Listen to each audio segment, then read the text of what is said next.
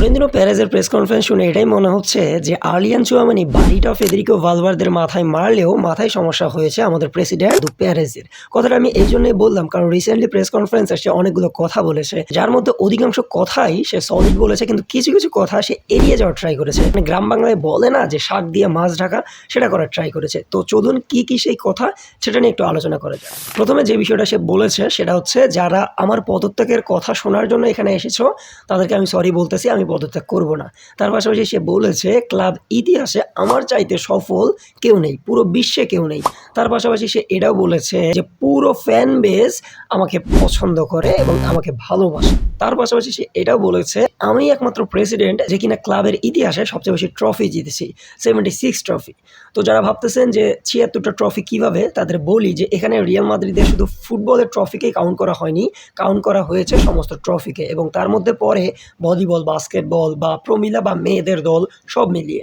তো এর পাশাপাশি আসতেছে সে শাক দিয়ে মাছ ঢাকার কি ট্রাই করেছে।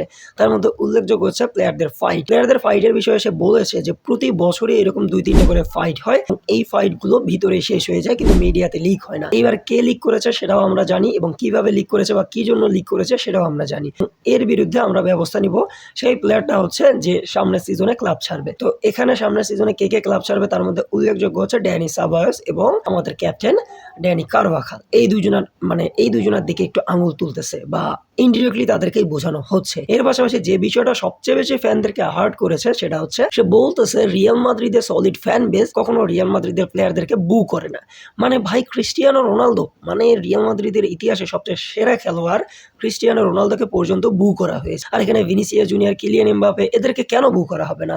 আপনি কি বুঝাচ্ছেন যারা বু করে এরা রিয়াল মাদ্রিদের সলিড ফ্যান বেস না? মানে কি একটা বিষয়। তার পরবর্তীতে আসতেছে সেটা হচ্ছে প্রেস কনফারেন্সে আরো বলে যে আমি এখানে সামনের সিজনে কি হবে বা কে কোচ হবে বা কোন প্লেয়ার আসবে যাবে ওগুলো নিয়ে কোনো কথা বলবো না। মানে সবাই অধীর আগ্রহে বসেছিল যে কে আমাদের সামনের সিজনের কোচ হবে সেটা জানার জন্য, কোন কোন প্লেয়ার আসবে, কোন কোন পজিশনের প্লেয়ার আসবে এটা জানার জন্য। আপনি কি বলা শুরু করলেন, আমি সফল, আমি এটা করেছি, আমি ওটা করেছি। তার পাশাপাশি সে বলতেছে যে I am open to fight, মানে আমি একদম সামনে যে আসবে তার সাথে প্রেসিডেন্সি ইলেকশন, সেই ইলেকশনটা লড়বো এক্সেট্রা এক্সেট্রা। মানে এগুলো কেউ শুনতে চেয়েছে, এগুলো কেউ বলতে চেয়েছে? তার পাশাপাশি আপনি বলতেছেন যে আমার একটা কোম্পানি আছে, সেই কোম্পানি 1 বিলিয়নের উপর রেভিনিউ মানে জেনারেট করে। মানে এটার কি মানে? আপনাকে কেউ বলেছে যে আপনি কোম্পানিতে টাকা দিচ্ছেন রিয়াল মাদ্রিদ থেকে?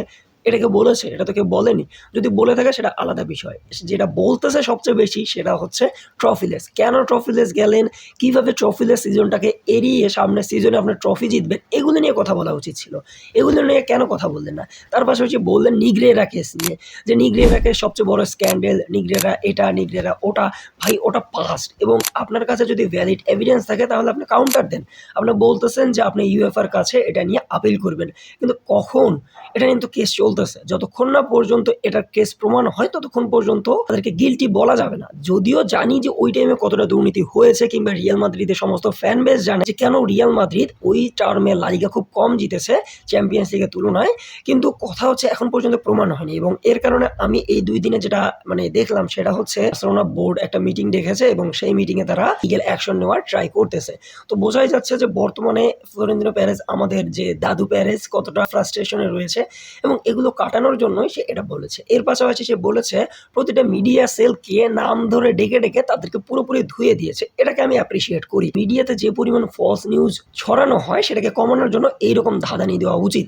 তার পাশাপাশি সে এক্স্যাক্টলি একটা ওম্যান যে কিনা রিয়াল মাদ্রিদের বিরুদ্ধে আর্টিকেল লিখেছে তার উদ্দেশ্যে বলে যে একটা মেয়ে দেখলাম রিয়াল মাদ্রিদের বিরুদ্ধে আর্টিকেল লিখেছে, এবং আমার মনে হয় না সে ফুটবল সম্পর্কে কিছু জানে। আমার মনে হয় এইরকম কিছু কিছু কাজ করা উচিত। তার ফলে এই যে রিয়াল মাদ্রিদকে নিয়ে এইভাবে নেগেটিভলি ন্যারেটিভ ছড়ানো হচ্ছে, তো ধামাচাপা পাবে। কিন্তু কথা হচ্ছে আপনি এগুলোকে দিয়ে ধামাচাপা দেওয়ার ট্রাই করলেন রিয়াল মাদ্রিদের কারেন্ট সিচুয়েশনকে। মানে কি একটা অবস্থা! আপনার উচিত ছিল প্লেয়ারদেরকে নিয়ে কথা বলা। তো আপনাদের কি মনে হয় ফ্লোরেন্তিনো পেরেজ যে প্রেস কনফারেন্স করেছে সেটা কি সে শাক দিয়ে মাছ ঢাকা ট্রাই করেছে? আমার তো মনে হয় সে শাক দিয়ে মাছ ঢাকা ট্রাই করেছে। আপনাদের কি মনে হয় কমেন্ট বক্সে অবশ্যই জানিয়ে দিবেন। দেখা হচ্ছে অন্য কোনো ভিডিওতে। ততক্ষণ পর্যন্ত সাথেই থাকবেন। আসসালামু আলাইকুম। জাস্টিস ফর হাদি, হালা মাদ্রিদ, ইনাদামাস সু